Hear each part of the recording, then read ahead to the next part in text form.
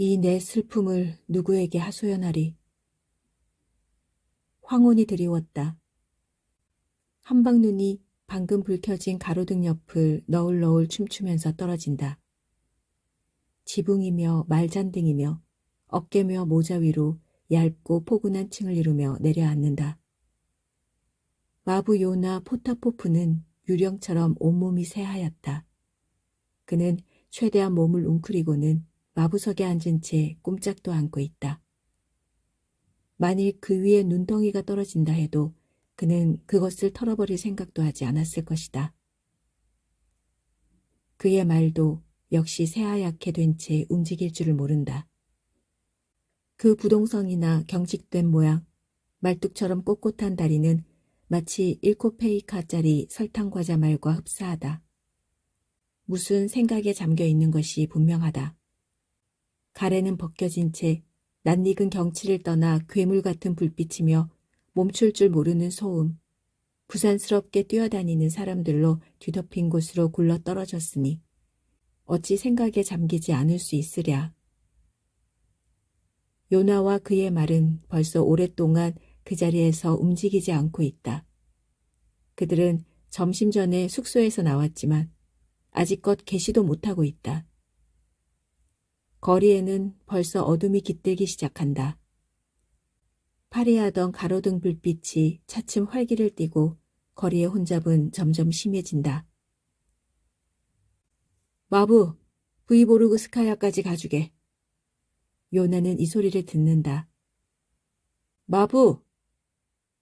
요나는 부르르 몸을 떨고 눈이 얹힌 속눈썹 너머로 두건 달린 망토를 입은 군인을 본다. 브이보르스카야까지. 군인은 되풀이한다. 이봐, 졸고 있나? 브이보르스카야까지 가잔 말이다. 알아들었다는 표시로 요나는 말고삐를 당긴다.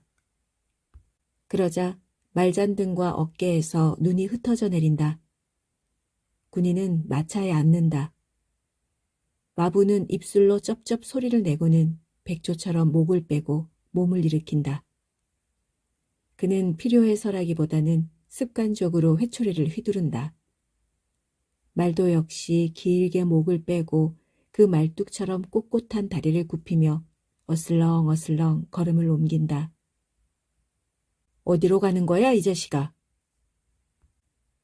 처음에 요나는 앞뒤로 오가는 군중 속에서 이런 고함 소리를 듣는다. 어디로 가냐니까? 좀 더 오른쪽으로 가. 이 자식이 말을 모을 줄 모르나? 오른쪽으로 비켜서 가라니까. 군인은 화를 내며 외친다. 사륜마차의 마부가 욕설을 퍼붓는다. 길을 건너려다가 말콧등에 어깨를 부딪힌 사람이 험상궂은 눈초리를 하고는 소매에 묻은 눈을 턴다.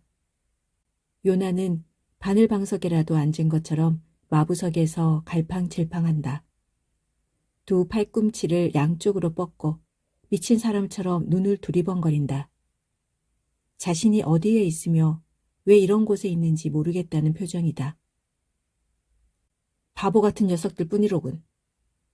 군인은 투덜거린다. 말에 부딪히려는 자가 없나, 말 밑으로 기어들어가려는 자가 없나, 모두 똑같은 놈들이야. 요나는 손님을 뒤돌아보며 입술을 오물거린다. 분명히 무슨 말인지 하고 싶은 것 같으나 그의 목구멍에서는 헛김 빠지는 소리밖에 나오지 않는다. 뭐라고? 군인이 묻는다. 요나는 희죽 웃으며 입을 찡그리고 목에 힘을 주어 쉰 목소리로 말한다. 저 말입니다, 나리. 제 아들놈이 이번 주일에 죽었답니다. 왜 죽었지? 요나는 상체를 손님 쪽으로 돌리며 말한다. 그걸 누가 알겠습니까? 아마 열병인 것 같습니다. 사흘 동안 병원에 누워있다가 죽었으니까요. 모두 하나님의 뜻이겠죠. 옆으로 비켜, 이 악마 같은 자식아. 어둠 속에서 이런 소리가 들린다. 뭘 꾸물거리고 있어, 이 늑다리 새끼야. 눈은 뒀다 뭘 하는 거야? 자, 좀 더 달려, 좀 더. 하고 손님은 말한다. 이래가지고 내일까지도 못 가겠다. 좀 더 몰아봐.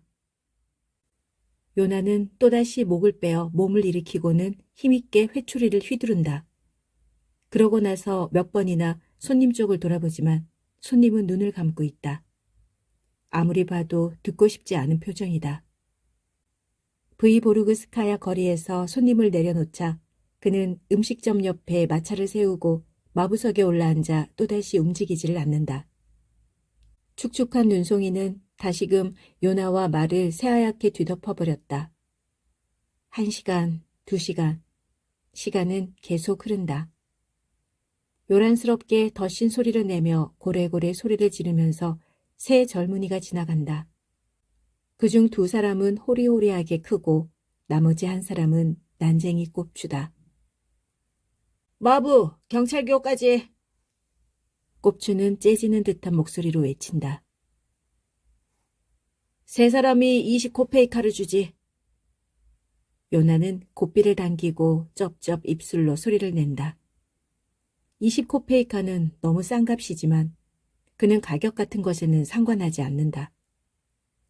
1루블이든 5코페이카든 그에게는 마찬가지다. 손님만 있으면 되는 것이다. 젊은이들은 이리저리 밀치고 욕설을 주고받으며 마차의 좌석으로 기어 올라간다. 그들은 2사람은 앉고 1사람은 서야 하는 문제에 부딪힌다. 옥신각신 논쟁이 벌어진다. 한참 동안 욕을 해대고 고집들을 피운 다음 가장 작다는 이유로 곱추가 서게 된다. 자, 가자. 곱추는 자리를 잡고 서더니 요나의 뒤통수에 대고 찢어지는 소리로 외친다. 갈겨! 이봐 영감. 도대체 그 모자는 뭔가? 페테르부르크를 모조리 뒤져도 그보다 형편없는 모자는 찾지 못할걸? 흐흐, 흐흐. 하고 요나는 웃는다. 이런 모자도 있는 거죠. 잔소리 말고 빨리 달리기나 해. 이런 식으로 쭉 갈 참인가? 어? 목덜미를 후려 갈겨야겠어. 머리가 깨질 것 같군. 키다리 중에 1사람이 말한다. 어제 두쿠마르소의 집에서 바사카와 둘이서 꼬냑을 4병이나 마셨거든. 거짓말 좀 작작해.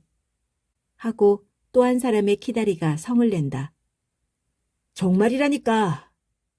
정말이라고? 차라리 이가 기침을 했다면 믿어주겠다. 요나는 웃는다. 재미있는 분들이시네. 빌어먹을. 하고 꼽추는 화를 낸다. 이봐, 영감. 빨리 달리긴 달리는 거야? 이렇게 달리는 법이 어디 있어? 채찍으로 힘껏 후려갈겨. 좀 더 달리라고. 요나는 자기 등 뒤에서 꼽추의 몸과 음성이 떨리는 것을 느낀다. 그는 자기에게 퍼붓는 욕설을 들으며 손님들을 보는 동안 고독이 점점 사라져가는 것을 느낀다. 꼽추는 욕설을 퍼붓다 목이 잠겨 쿨룩쿨룩 기침한다. 2 키다리는 나제주다 페트로브나라는 어떤 여자에 대해서 얘기를 시작한다. 요나는 가끔 그들을 돌아본다. 잠시 말이 끊긴 틈을 타서 그는 다시 중얼거린다. 이번 주일에 제 아들놈이 죽었습니다. 사람은 모두 죽게 마련이야. 꼽추가 말한다. 그는 기침을 한 뒤 입가를 닦으며 헐떡이는 소리로 말한다. 자, 말을 좀 더 빨리 몰아. 이보게들. 계속 이렇게 간다면 난 도저히 참을 수가 없어. 도대체 언제까지 이렇게 갈 생각인가? 영감한테 기합을 좀 넣어. 목덜미를 후려갈기라고. 아니, 이 영감이 말을 듣는 거야, 먹는 거야? 정말 모가지를 비틀어버리겠어. 점잖게 있으니까 말이야. 차라리 걷는 게 낫잖아. 영감, 듣고 있는 거야? 우리 말을 무시할 작정인가? 흐흐흐. 하고 요나는 웃는다. 재미있는 날이 들이셔. 부디 건강들 하슈. 마부, 자네 마누라 있나? 키다리 중에 한 사람이 묻는다. 저 말인가요? 재밌는 분들이라니까. 지금 저한테 마누라가 있다면 축축한 땅 입지요. 히히히. 무덤이란 말입니다. 아들놈도 죽었는데 저는 살고 있죠. 이상한 일이에요. 저승사자가 잘못 찾아온 거죠. 저한테 올 걸 아들놈한테 갔으니 말입니다. 요나는 아들이 어떻게 죽었는지를 설명하려고 뒤를 돌아다본다. 이때 곱주가 안도의 숨을 내쉬며 목적지에 닿았다고 말한다. 20코페이아를 받아준 다음에도 요나는 한참 동안 어둠 속으로 사라진 주정뱅이들을 바라보았다. 다시 그는 외톨이가 된다. 그리고 정적이 찾아든다. 한동안 잠잠했던 우수가 다시금 되살아나 한층 강력하게 가슴을 저민다. 요나의 눈초리는 양쪽 인도를 오가는 군중 위를 불안하게 더듬는다. 몇천 명이나 되는 군중 속에서 내 이야기를 들어줄 사람이 단 한 사람이라도 있을까? 그러나 군중은 그의 우수에는 아랑곳도 없다는 듯 바쁘게 걸어가고 있다. 우수는 한없이 크고 깊다. 요나의 가슴을 쪼개서 우수를 밖으로 쏟아버린다면 온 세상에 흘러넘치고 말리라. 그런데도 불구하고 그 우수는 눈에 보이지 않는다. 그것은 대낮에 불빛을 들이대고도 볼 수 없는 작은 껍데기 속에라도 숨어 있는 것은 아닌지. 요나는 가만히를 든 머슴에게 말을 걸어보리라 생각한다. 여보게, 지금 몇 시나 됐지? 하고 그는 묻는다. 9시가 지났어. 그런데 뭐 때문에 이런 데 서 있는 거야? 빨리 가지 않고. 요나는 몇 걸음 물러나 등을 굽히고 우수의 온몸을 내맡긴다. 그는 사람에게 말을 건다는 것이 소용없는 일이라고 생각한다. 그러나 5분도 채 지나지 않아 몸을 곧게 세우고는 마치 날카로운 아픔이라도 느낀 듯 머리를 흔들고는 고삐를 잡아당긴다. 그는 더 이상 참을 수 없었던 것이다. 숙소로 돌아가자 하고 그는 생각한다. 숙소로. 말도 그의 마음을 아는지 민첩하게 달리기 시작한다. 1시간 반쯤 뒤에 요나는 크고 더러운 난로 곁에 앉아있다. 마룻바닥이나 벤치 위에서 사람들이 코를 골며 자고 있다. 공기는 숨이 막힐 정도로 답답하다. 요나는 몸을 극적이면서 이렇게 빨리 숙소로 돌아온 것을 후회한다. 귀리값도 못 벌었어. 하고 그는 생각한다. 그러니까 이렇게 마음이 우울하지. 자기 일을 잘하는 사람은 배를 골지도 않고 말도 굶주리지 않게 하니 언제나 마음이 편할 수밖에. 한쪽 구석에 있던 젊은 마부가 일어나더니 졸린 듯한 목소리로 중얼거리며 물통 쪽으로 걸어간다. 목이 마른가? 하고 요나는 묻는다. 예, 갈증이 나서요. 그럼 실컷 마시게. 그런데 젊은이, 내 아들놈이 죽었다네. 자네 들었나? 이번 주일에 병원에서 말이야. 세상에 참. 요나는 젊은이가 어떻게 나오는지 보려고 하지만 젊은이는 아무런 반응도 없다. 젊은이는 이불을 머리 위까지 푹 뒤집어 쓴 채 이미 잠들었다. 노인은 한숨을 쉬고 몸을 극적극적한다. 젊은이가 물을 마시고 싶었던 것처럼 그는 말을 하고 싶어 견딜 수가 없다. 아들이 죽은 지 일주일이 지났는데도 그는 아직 누구에게도 아들의 말을 마음껏 하지 못했다. 말하려면 모든 걸 털어놓아야 한다. 어떻게 병에 걸렸고 어떤 고통을 겪었으며 죽기 전에는 뭐라고 말했는지 또 죽을 때는 어떠했는지 이 모든 것을 말하지 않으면 안 된다. 장례식 광경과 죽은 아들의 옷을 찾으러 병원에 갔을 때의 일까지 말해야 한다. 시골에는 딸 아니시아가 남아있다. 그 딸에 대해서도 말해야 한다. 그렇다. 지금 해야 할 말은 얼마나 많은가. 이 말을 듣는 사람은 감동한 나머지 한숨을 몰아쉬며 가슴 아프게 생각할 것이 틀림없다. 상대편이 여자라면 더욱 그럴 것이다. 여자라면. 가령 아무리 바보라 해도 단 2마디에 벌써 울음을 터뜨리고 말리라. 말이라도 가서 볼까? 요나는 생각한다. 잘 시간은 얼마든지 있으니 말이야. 얼마든지 잘 순 있어. 그는 옷을 걸치고 마구간으로 간다.